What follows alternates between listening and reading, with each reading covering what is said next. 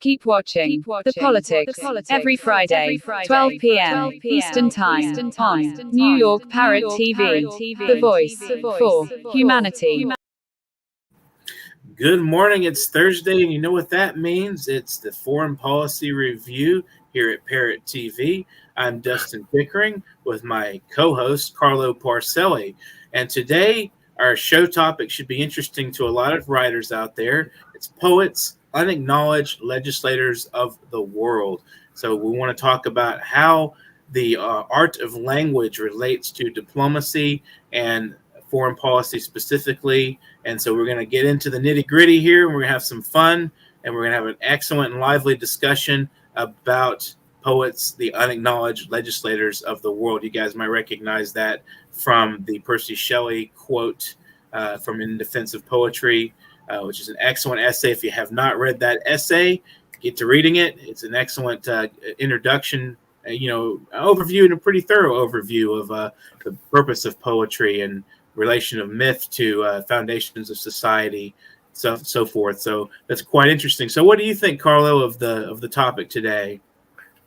Oh, it's obviously a topic I've been steeped in for most of my life, being a working poet that entire time.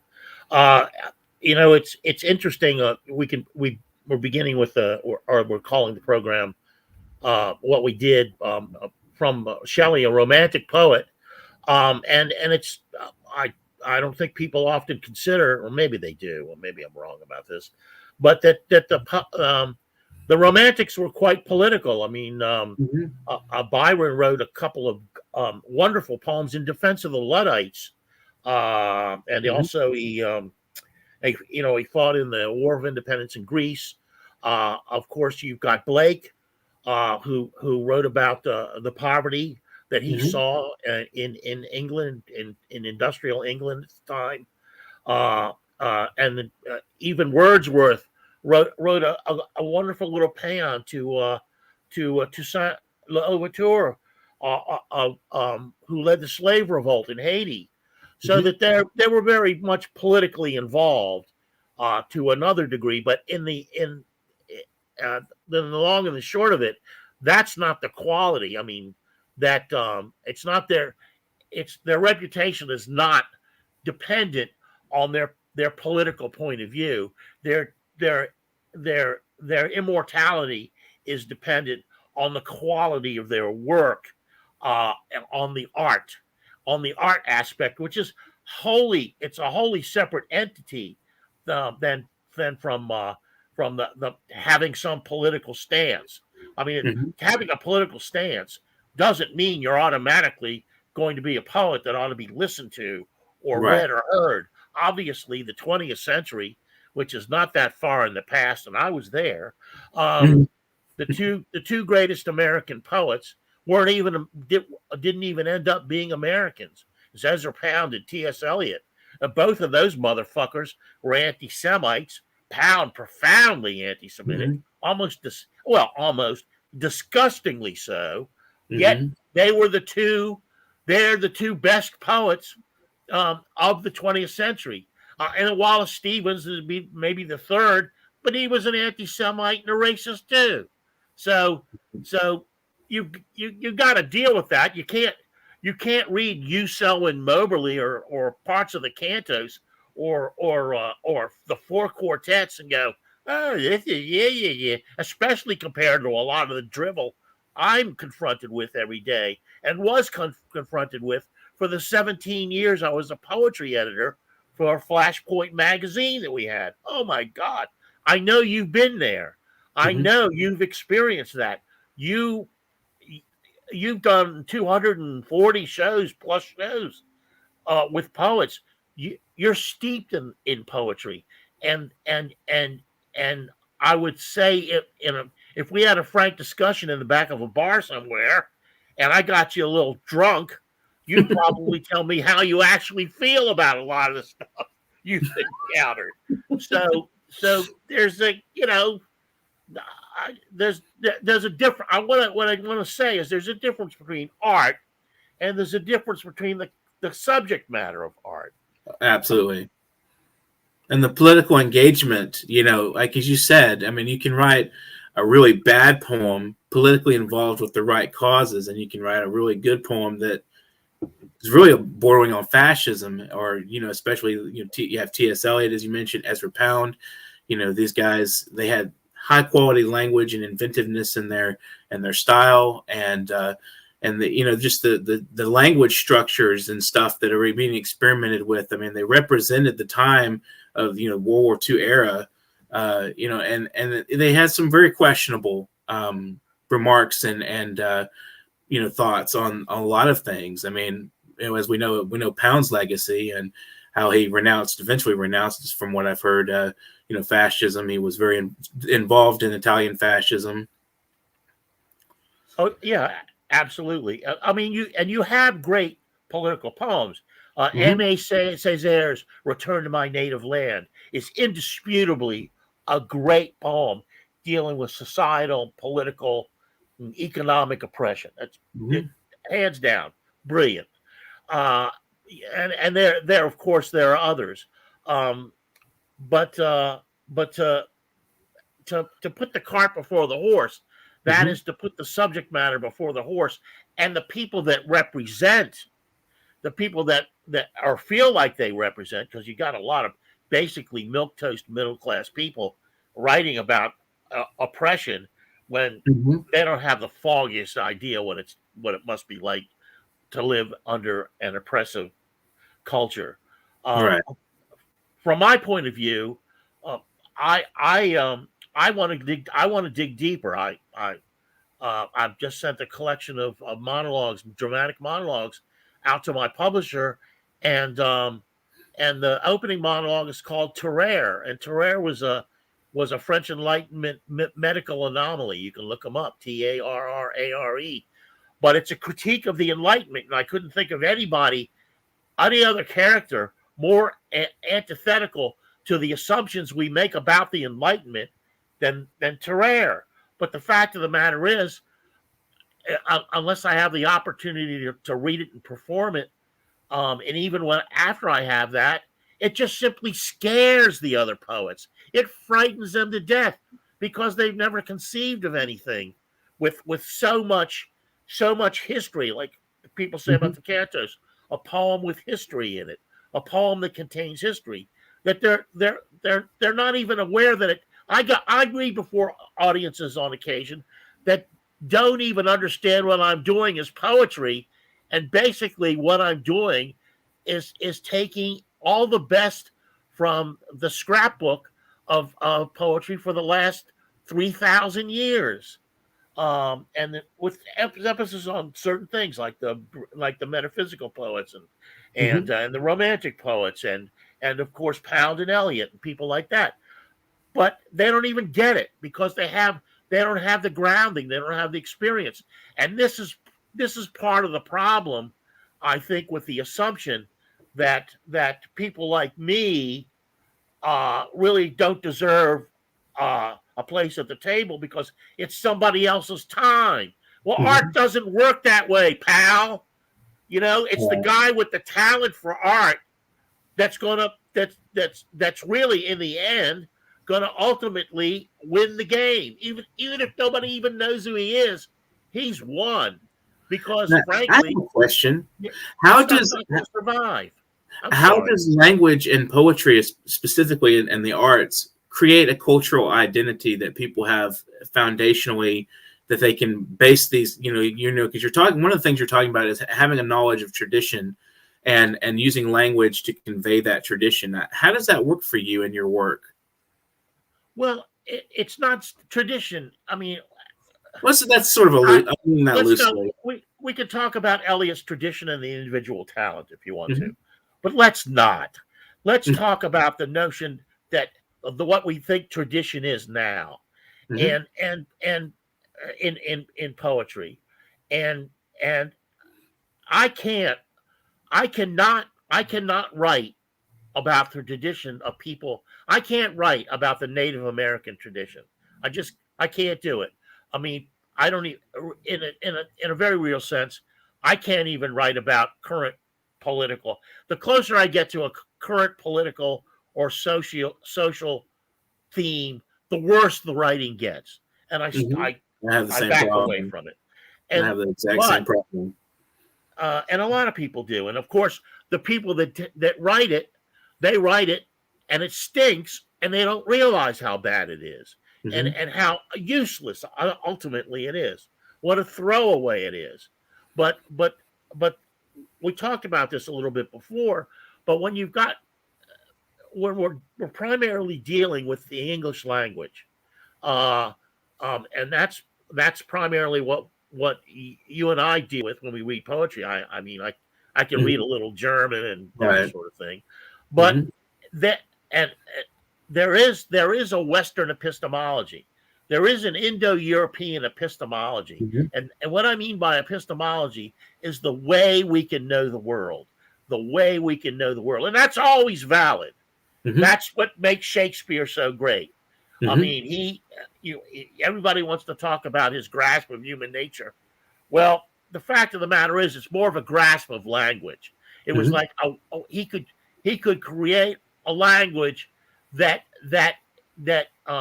evoked the emotions, and also he could operate in what Keats called negative capability. This is another thing people don't understand.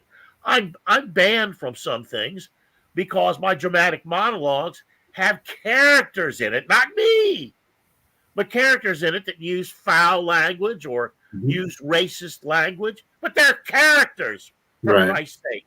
And Shakespeare did the same thing.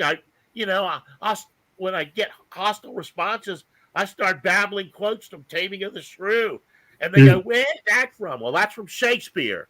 It's like and that's a matter of education, but it's also a matter of not understanding your own epistemology. That is how you can know the world. So, so that's the level at which I'd like to begin operating. I'm great fans of Benjamin Whorf and Ed Spear, because they pointed out that Whorf did at any rate, that if you go to study the Hopi, there are thought processes and ideas that cannot be translated from the Hopi into Indo-European languages of any. They're not there, and it's because of the language. And I agree with that. So anyway, it creates a framework, a mental framework, and I'm always curious when I read about things like that. Like, is there a different biological brain function going on that creates that language, or is this something that culturally evolved, like through the mythologies that were presented, or the circumstances that culture faced during, the process of evolution? As history goes on, and different things are faced by humans, and do they just evolve a different framework, or is it biologically speaking? Maybe there's like a factor of nutrition, maybe they were eating different foods than, say, the Indo-European languages developed from. I don't know. I mean, it's a very interesting question to me. I know Toynbee, had an interesting idea about how human societies are essentially created around the human brain, and how they reflect the human brain to a certain extent. What do you think of that? Well, I had a couple of things going on in my head, and they just left me listening to you there. But the thing is that, let me see if I can come back to it. The thing is, when you talk about the epistemology, you're digging deeper. This is the number of variables involved, and in fact, you just did a handful of them.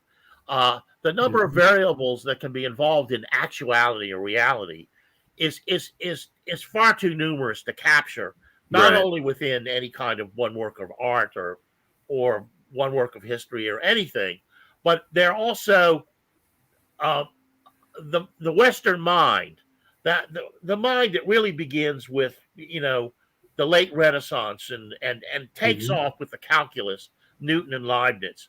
Mhm. That is a mind that's looking for shortcuts. That is a language, mathematics, that wants to shortcut reality. It wants Mhm. to create a convenient actuality so that it can move on from there and create things uninvestigated and uninvestigatable. So that's led Hmm. after 500 or so years, 550, 600 years, that's led to global climate change and the degradation of the planet and the atomic bomb. And it's led to an apocalypse. What's fascinating about that to me, and what I'd like to investigate, and I'd like to see more poets do this, is look, for decades, for centuries, it was believed that the apocalypse was was primarily the preserve of theology and religion. Mhm. And then it turns out that it's not at all. That not only it's a secular the apocalypse is a secular event. That Mhm. climate change is a secular event. The bomb, nuclear weapons, are a secular event.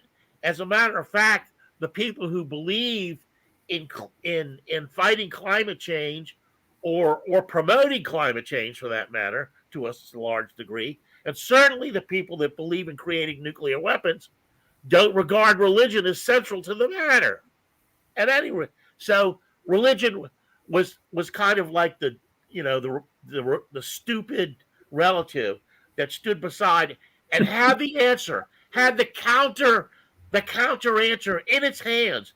The Mhm. Pope and Clausius and all of his advisors, with all the popes, they had it right there. It was like given to them on a table. And they couldn't put two and two together, which is like really, to me, the damning limitation of religion. One of them, anyway. But now we have a situation where the the secular apocalypse is upon us. Mhm. So and I don't. Well, thinking of your thoughts on the, I guess you could call it the We're getting counter a little far enlightenment, afield here. and the, you talk about early in the program we talked about the Romantics and how they were counter enlightenment.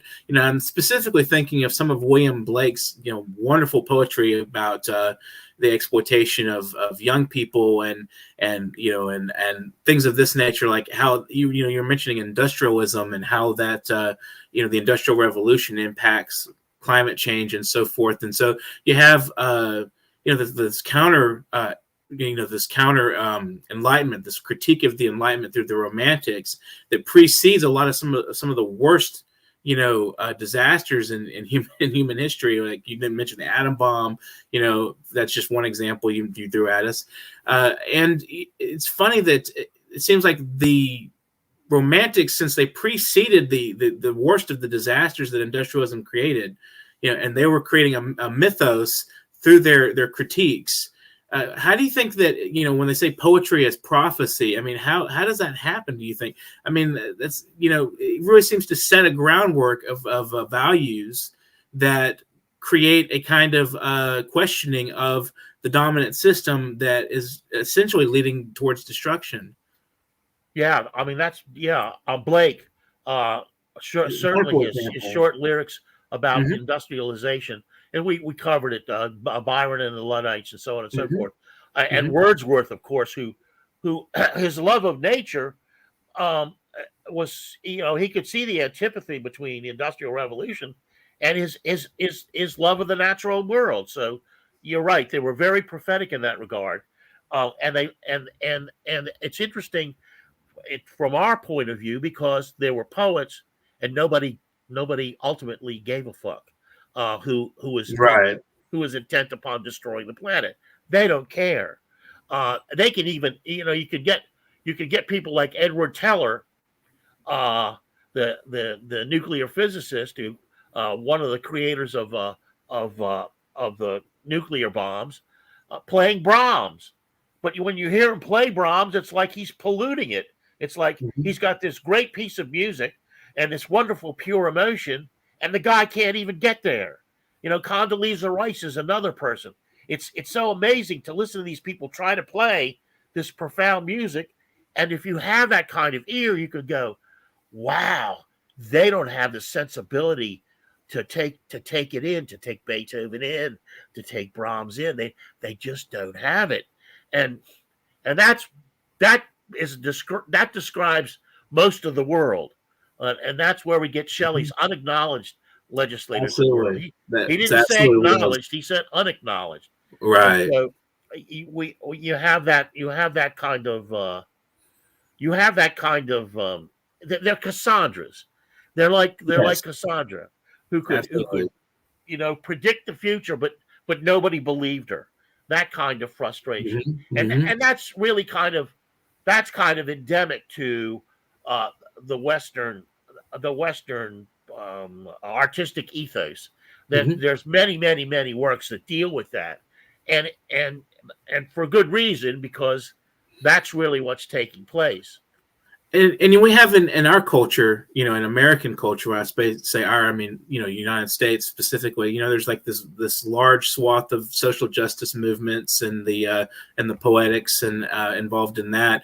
And then you have in Latin America, in some countries like Chile, in Central America, Mexico, they used like Octavio Paz, and they had Pablo Neruda as diplomats to other countries, because poets tend to be empathic creatures. I mean, we're very much, willing to embrace what they call the other, in the sense that, we're not afraid of those differences of culture, and language, as you said, is like really foundational to culture. And if a poet is gifted in skills of manipulating language, then they would make good legislators in that sense, or good diplomats in the sense of being able to embrace another culture, as he had Paz with India and Neruda with France, I believe it was.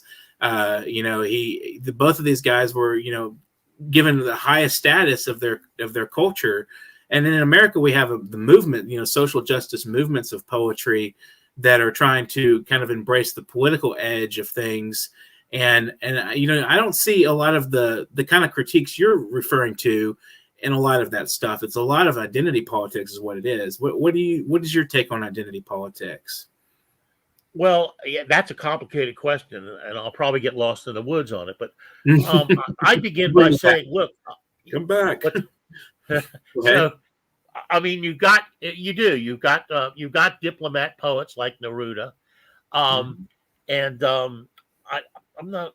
And the thing is, then you've got Machiavelli and Sun Tzu, Machiavelli would say, well, Neruda, I don't want him as my diplomat because he just give away the farm, which right? Is, a product of nationality. It's one of the things we can obviously say is that the vast majority of poets working today in America are who would be called left leaning.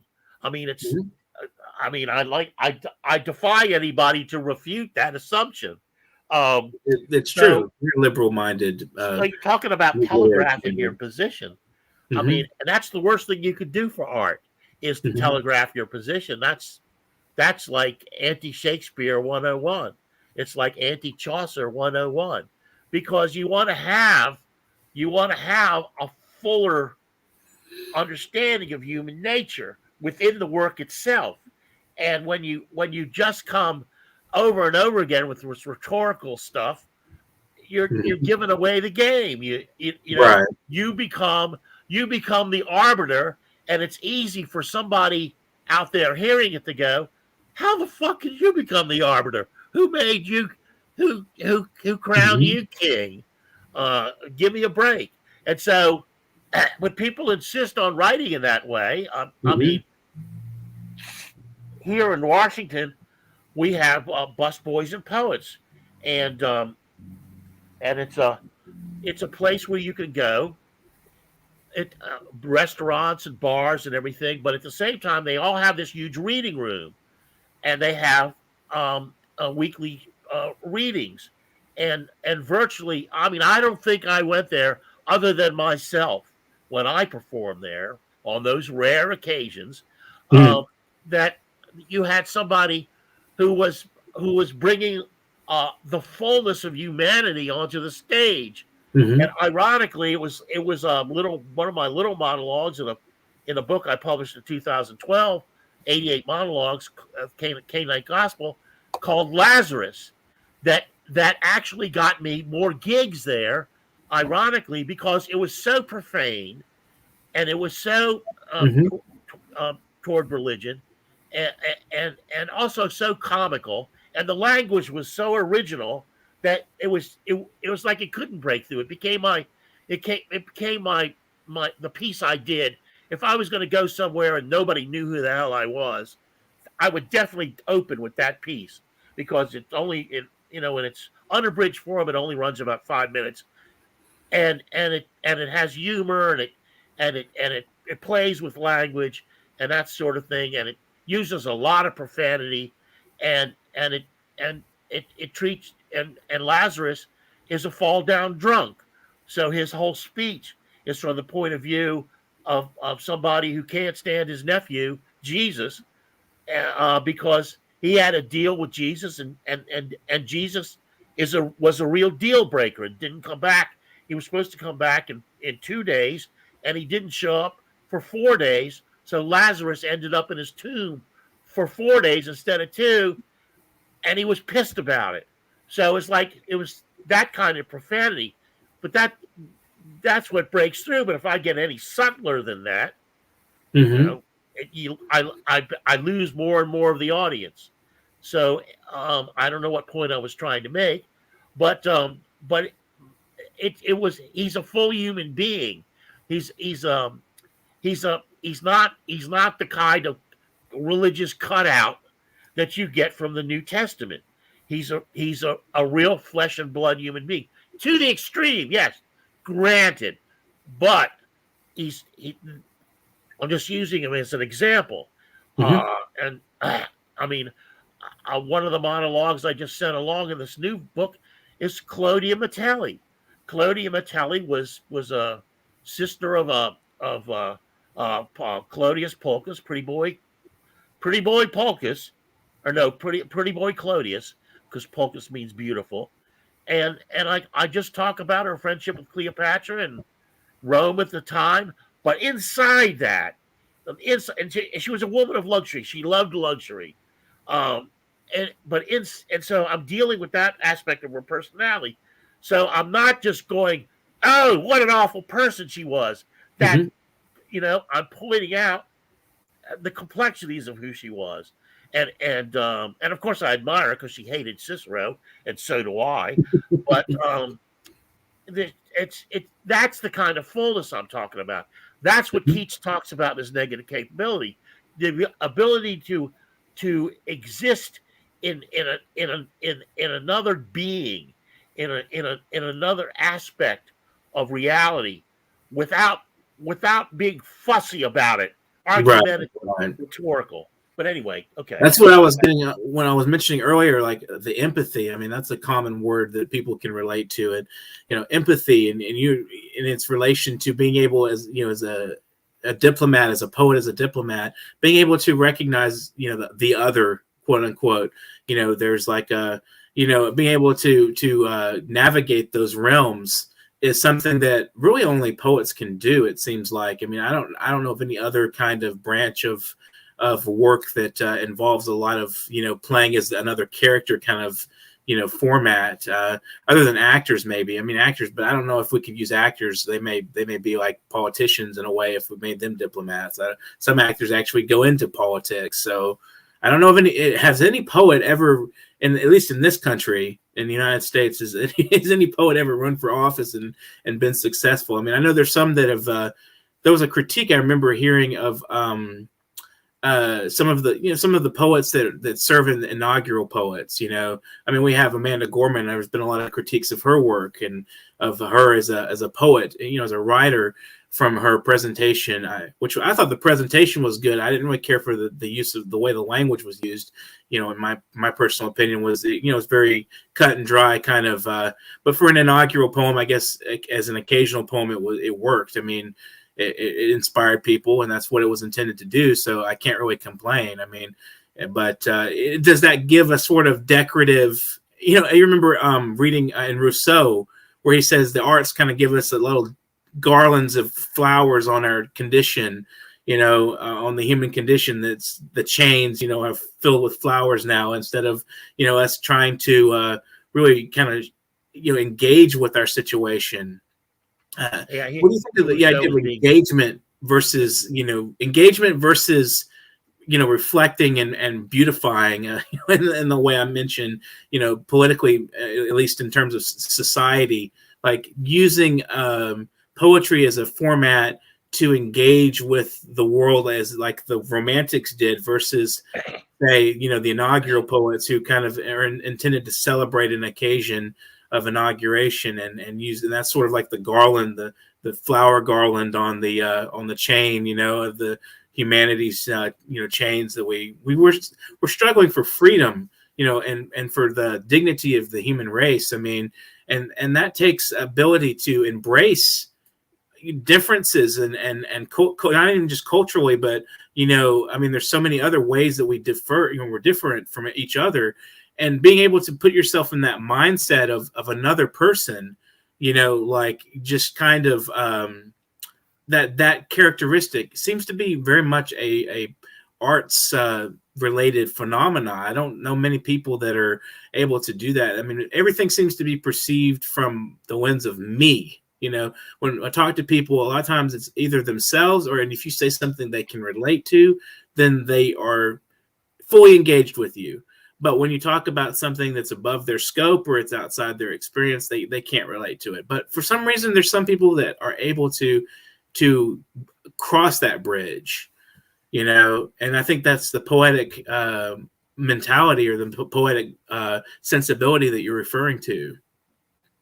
Yeah, let me go back a little bit and talk about the epistemology and the Enlightenment, and just kind of make and move back into what you're talking about by making a few recommendations. I think to understand, I think there's plenty of texts out there to understand what I mean by our shared epistemology, and its limitations. More importantly, possibly its limitations. But I would also recommend Adorno and Horkheimer's dialectic reason. Dialectic of Enlightenment, and also Horkheimer's Eclipse of Reason, and you can also a quantum paradox. Once you start thinking about the paradoxes, the inability to visualize quantum phenomenon, visualize, which is all poets can do because they don't have mathematics in hand, visualize, then quantum is not available to poetry in that regard. And you can read your Feyerabend's, or more importantly, probably your Niels Bohr, and his concept of visualization. There's hundreds of books about that. About the lack of ability to visualize the phenomenon. That can be very useful, because when you're struggling to visualize, I wrote a 55 or 60 page poem called Ontology of Action, which deals with that over and over again, attempting to bring to language quantum phenomenon. I don't even understand the poem anymore. I don't even know what the fuck I was talking about. That's how down the road I was. But I think you were referring to the young lady who did the last inauguration, the poem. Yes. Yeah. It was a terrible poem. But I go, well, what is she, 22, 23? Maybe she'll get some talent. Or maybe she has some talent. It's nascent. I don't know why they chose her, except for. I have no idea who makes these decisions either. It's like, not just for the inaugural poem, but who's deciding what poetry is being read? That's a good question. Or what literature is important, the canon, quote unquote. I mean, obviously time makes the decisions to a certain extent. There's a phenomena that, if this is lasting literature, this is something important we need to embrace. But when it comes to like fame and fortune for some poets, like why is Rupi Kaur still on the stage versus, say Carlo Parcelli is not being able to present his work? Well, I'm not on this. Listen, let's get that out of the way. I'm not on the stage because, number one, what I do is too complex for the average individual, and people aren't willing to learn things. They don't want to learn anything from poetry. They just want their emotions validated.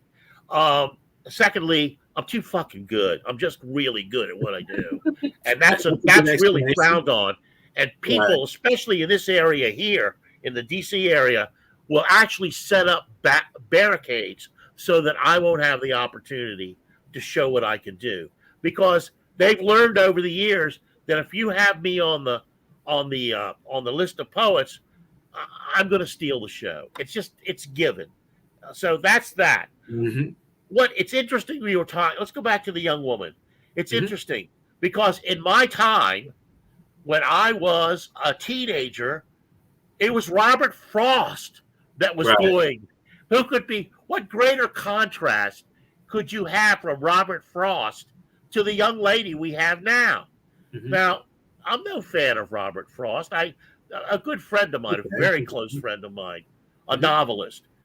His father was a lawyer and actually was in Congress. He loved Robert Frost, so he knew I was a poet. So whenever I went over to these family gatherings with them, he just wanted to talk Robert Frost.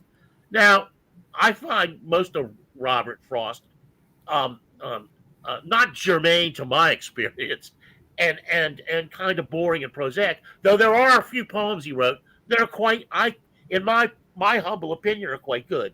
And this young lady hasn't had enough years to write even a decent mediocre poem, but maybe she'll get there. Who am I to judge? But the contrast between 1960, when Robert Frost read at the inauguration, and 2020 or whenever it was, 21, when this young lady went, is enormous. It's enormous, and it's enormous in a lot of ways. First of all, Frost was an old man. He was an established poet. Whatever you want to say about him, his collected poems, and I'm a used book dealer. I don't get much money for them, but he's like T.S. Eliot's collected poems. I pick them up every time because I want to resell them for $10. I know it's not a lot of money, but you want to put that out in front of people's faces. The hardback editions.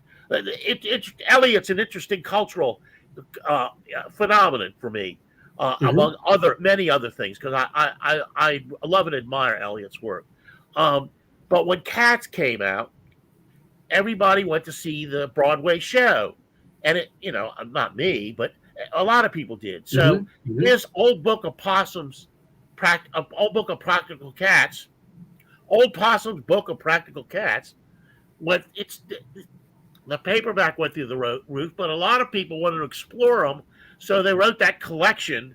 They bought that collection with the 3 plays in the back, and it of course there are 4 quartets and Sweeney and the Sweeney poems and the love song of J. Alfred Prufrock, all his biggies. All of his biggies, I should say. And then, of course, they read what he was actually, outside of Practical Cats, what he was writing, and they didn't get it, and they couldn't stand it. So as a used book dealer, I would go to book sales, and there'd be 10 copies of it, still in a dust jacket, hardly read. So, at $1 each or 50 cents each, I'd buy them all, to get them out to people who I felt might be interested. And I'd list them, and they sell, and they sell, and they sell. Same with the Robert Frost, even today.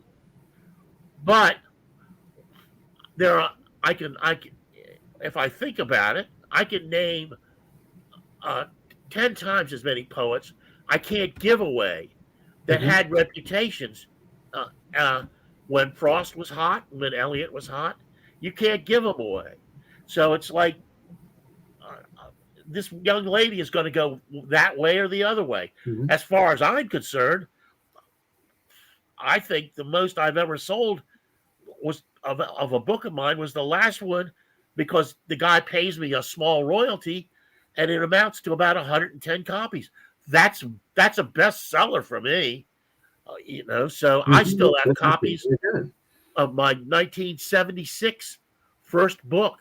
We mistakenly did 1,000 copies. I still have 260 copies left. Wow. And most of those I just gave away. Right. So, since we're kind of exploring the bridge between, I guess you could call it social justice movements and in literary form, I'm going to read a couple of quotes here from an essay that was published in 2019 in the UT&E Reader called "The Promise of American Poetry," and it's by the poet Bob Hickok, and he was writing on the growing number of minority poets. And I'm going to read a few quotes, and I'm going to get your thoughts on these things. And then he starts off in this particular quote: "This is leading to a healthy and belated expansion of the American mythology.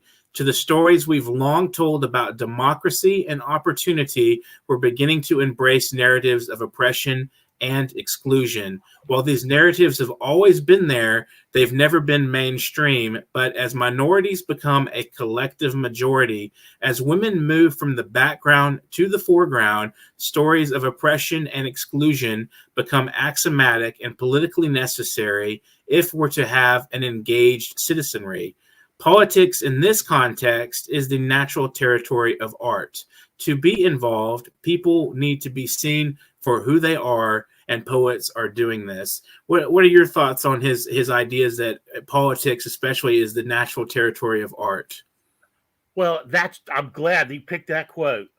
Do you know that there is a publishing company that wants to make life easier for you as a writer? This publishing company is called World Inkers Printing and Publishing. We publish in all different languages, and we're looking for writers of all genres, all formats. We're looking for scholars, ghostwriters, playwrights, poets, short fiction, novelists, you name it. We're looking for anybody who is interested in writing and the craft of writing to be in touch with us. You can reach us at info.worldinkers@gmail.com. With World Inkers Printing and Publishing, you do not require a lot of money to publish with us. Contact us today at info.worldinkers@gmail.com. Become a winner with other authors at World Inkers Printing and Publishing. Give us a shot. We will surely finish you.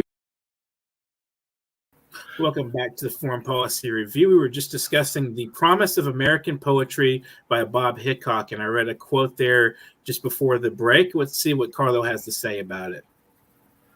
Well, I don't think you should do what he's recommending in poetry at all, because that's like encouraging just rhetorical nonsense. Mm-hmm. I would say it's probably better to do it in plays, where right. you can have characters embody different aspects, because the fact of the matter is, first of all, the poem is inevitably either going to involve a third person character, or it's going to involve the person using their personal eye. And in both cases, the scope of getting the virtuous aspect over is going to cloud and prejudice the negative aspects, and everybody has negative aspects to what they do. So it just becomes a kind of rhetorical exercise in how superior I am to anyone who doesn't believe this, as regards my relationship to the world. Now, that's I don't want to get into the social aspect of that, and the political correctness and all that. I think what I just said dispenses with that. One of my main beefs throughout my entire life is this began when I was an undergraduate, and I took a course in Twain and Whitman, and the professor was named Dr. Barnes. And Dr. Barnes was this old Southern guy, and he actually, kind of was reminiscent of Twain. He had a white suit jacket. He come into class with a big stogie. He walked up and down the aisle talking about Whitman and Twain. He loved Twain, and I loved Twain too. And we regaled in Twain. I was so glad to have met him, Barnes. But when it came to Whitman, he wasn't so enthusiastic. And so one afternoon, he's doing a Whitman poem, and Whitman's talking about this woman swinging the broad axe and cutting down the trees and laying the rails and digging the mines. And Barnes stopped and he chews on a cigar and he goes, this fucker isn't talking about a woman. He's talking about a man. Of course, he's right. I mean, Whitman was thinking about a lover. You know, he was a homosexual. He's gay. Mm-hmm. So one of the more controversial things I've got out there, and it's going to be in the new collection, is a monologue where Peter Doyle, who was probably Whitman's major lover throughout his life, he wrote a suicide letter to Whitman, and Whitman it doesn't survive. But Whitman wrote back in a panic. Somehow his landlady, Whitman's landlady, was involved, telling him not to do this, not to kill himself. And so I took it upon myself to recreate Peter Doyle's letter, and it comes from the aspect of, look, Whitman had he had an idea. Whitman was lying about the time he lived in, and it's a lie that America has bought about itself from the jump. And it's been, and as poets go, it's greatly confirmed in Whitman. I mean, I hang out with the beat poets. I'm part of the National International Beat Poet Foundation, and I would guarantee that they all love Whitman except for me. So, and here are these people who are consider themselves revolutionary. They're the second and third generation. Some of them were close friends with Ginsberg and Kerouac and all these people, and some are actually a first generation. Ann Waldman is part of it. David Amram is part of it. But the thing is, they don't get what a liar Whitman was. What a disingenuous liar at the expense of African Americans, Native Americans. Whitman did not believe that African Americans were intelligent enough to have the franchise. But the point I'm trying to make is he had his homosexuality, and granted, he could not express it openly in 19th century America because they would have lynched his fucking ass. But he didn't have to ballyhoo. He didn't have to act like this was the greatest place on earth and heap all this praise on his tacit oppressors. And this was Peter Doyle's point in that monologue. Interesting. So when I do it, I can only do about the first 70 lines. It runs about 700 lines, and but I do the first they have a breaking point. When I do that, people are like, "What? What did I just hear? What are you saying?" Now my buddy, the sacred cows. yeah, taking some, Ezra Pound early on. He despised Whitman, but then he wrote a poem and he said, I have to make my peace with your barbaric yawp. But I'm not making my peace because, frankly, I think he was the Barnum Bailey. I think he was the P.T. Barnum of literature, the biggest phony one could possibly imagine. He's living in New York in the 1890s or 1880s, 1870s, and New Jersey. Those were the height of a series of bank failures and depressions that left people all over the streets. He had to walk over homeless people to get to the fucking post office. What a lying jackass that guy was. A piece of shit. Speaking of poverty. Sorry. Quite all right. It's like we're here to speak our minds, and we have a platform for that. I want to take another quote from the Hickok essay, "The Promise of American Poetry." It was published in July 9th, 2019 in the UTN e-reader for those who are curious. Poetry's relative poverty is also a plus. If more money were involved, it would be much harder to overcome the status quo. While poetry is, I believe, a harbinger of things to come on a larger scale, of the ways demographic and attitudinal forces will reshape the political makeup and approach of this country, it can move at a pace the society as a whole cannot, which makes poetry socially relevant like never before. Now, could it be potentially possible that we present ideals in our mythologies? Like you're mentioning Whitman, and of course, him writing in the present. It's absurd some of the elucidations he presents. I mean, of America, but these are our ideals. I mean, he gives voice to our ideals. Is that necessarily a negative thing? Well, he didn't treat them as ideals. He treated them as realities. True. It's the people that came after him that treat them as ideals because they want to look at the realities, but accepting Whitman hampers them because they it always comes. Well, there is some good in America. Well, as far as we do this weekly show, and most of the time I'm talking about how America murders people around the world. That's what's ideal about that, and Whitman wasn't even capable of covering that. One of the things I like to read is Whitman wrote a poem to Queen Victoria on her something birthday, and it's real kiss-ass poem. So I wrote a parody of it. In fact, I was going to read it, but I didn't. It's still upstairs. But he's a phony. But we should move on from Whitman. I think there was something in the thing you just quoted.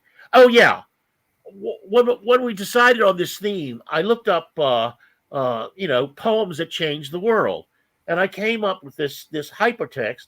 I don't think there's an author here. But it reads songs and poems that changed the world. And what's interesting about his list is that virtually everything on the list, and most of them are songs, because obviously if you could put 3 chords to bad Joni Mitchell lyrics, it becomes more popular. Its music it's catchier. It kind of homogenizes the emotions. So everybody doesn't have to get emotionally invested in the. There are exceptions like Strange Fruit, Billie Holiday. That's obvious an exception. That'll kick your ass.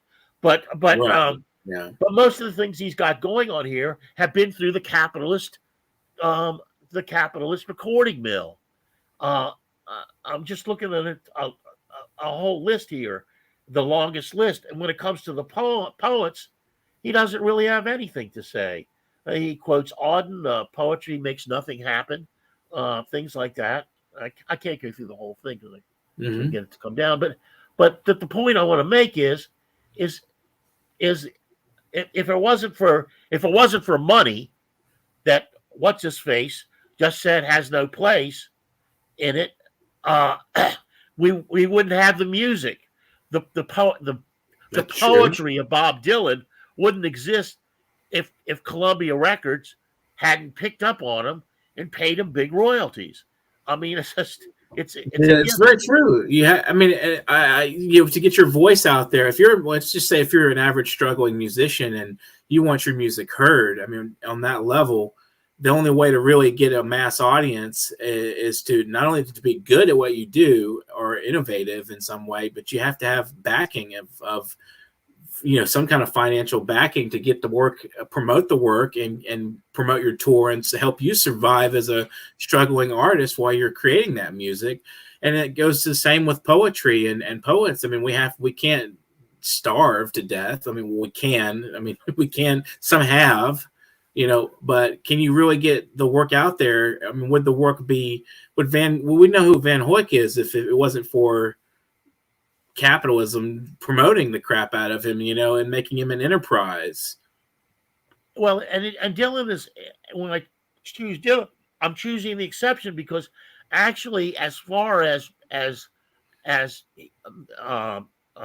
music goes, he's probably the most sophisticated songwriter, with the exception of James McMurtry, out there. I mean, I can imagine. I'm sure there are others. And people will have others, but most music that becomes popular is popular because it's dumbed down.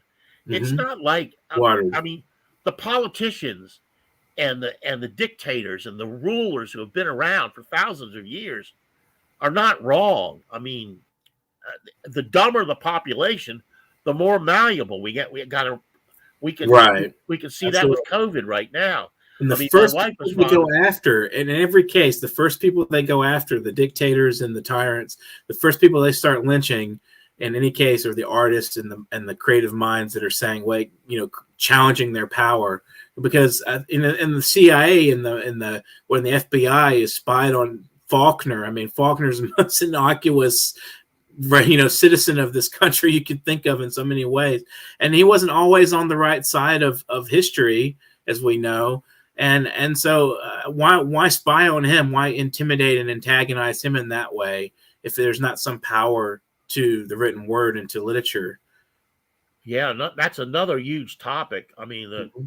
the Central Intelligence Agency basically um, drove poetry and expressionist painting in the 50s.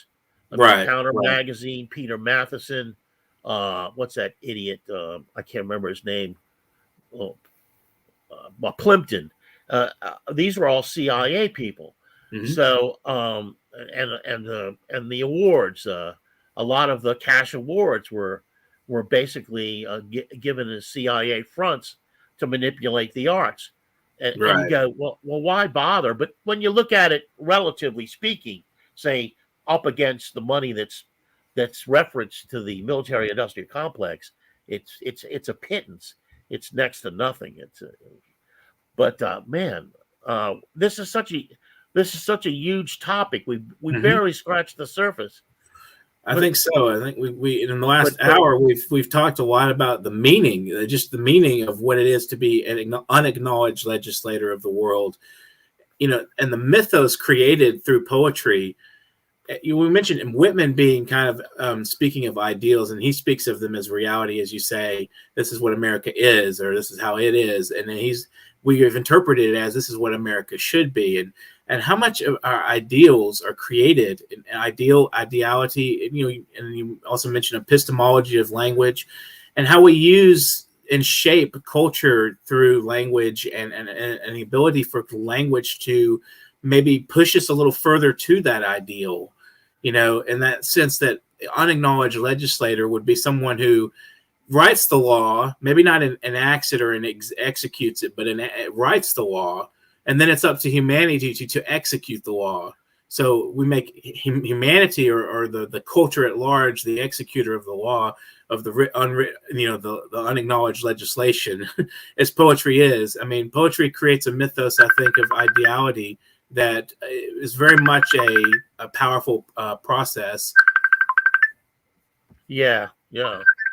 So and yeah, to sort of like to break the ground for other things to develop, for more codified elements to come in and develop. So Right. I think we'll be having about another minute. Yeah, I think it's time to close the show, but this has been a fascinating discussion. And I think this has been a really interesting and provocative discussion about the nature of what poetry really represents, and that bridges us between the literary corner and the foreign policy review, the politics of everything. And I think that definitely gives us a front to announce that the next show will be the World Inkers Network, and so we'll be prepared for that, guys out there watching today. And you guys, just keep watching these shows and keep keep interacting with us. As Sprite K10 here has said, she was talking about a particular poet she didn't care for that was sort of political in nature. So, and speaking of poetry, let's play The Prisoner by Todd Cirillo. Thanks for watching, guys, today, the Foreign Policy Review. I'm Dustin Pickering, and with Carlo Parcelli. Have an excellent afternoon. Do some writing, do some thinking and researching, get your things together, think about a lot of things out there that could be discussed, and go to your neighbor's house and tell him that we're not what we need to be. We need to keep fighting for our ideals. Thank you so much. The Prisoner. I can still smell you on my pillowcase, in the comforter and sheets. Thought about doing laundry, but decided to keep you with me just a little while longer. Riding giants. Each new love affair is like standing in front of a 50-foot wave. It looked doable from shore. Gifts. The son of a bitch left me broke and blacked out, with a stripper's name written in black Sharpie on my forearm, 3 bright orange traffic cones in my bedroom, and a 2-day hangover. He is the best friend ever. Wishful thinking. We kissed once. It was on the corner of Rampart Street in St. Peter, New Orleans. I wish I could say it was that magic movie moment with the perfect song, perfect setup, lighting just right, and bright orange moon overhead. Anticipation giving way to action like the final scene in 16 Candles, when the 2 main characters are kissing on a table, birthday cake shining with lit candles in between, and nothing left to wish for. And when the credits rolled, everyone was already halfway home, satisfied and happy with what the stars brought to them. But our kiss wasn't like that. It was sloppy. We were drunk. The music sucked. There was spilled beer and strangers crowding our space. We could not really call it romantic. We could only admit that it happened once. There have been no second chances.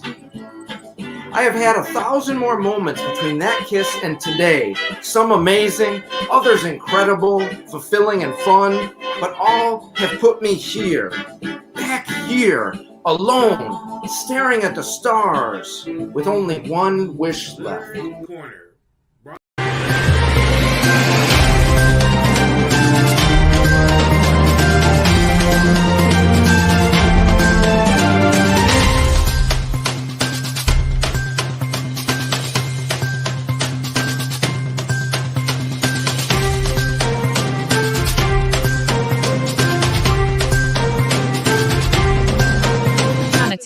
Keep watching The Politics every Friday, 12 p.m. Eastern Time on New York Parrot TV, the voice for humanity.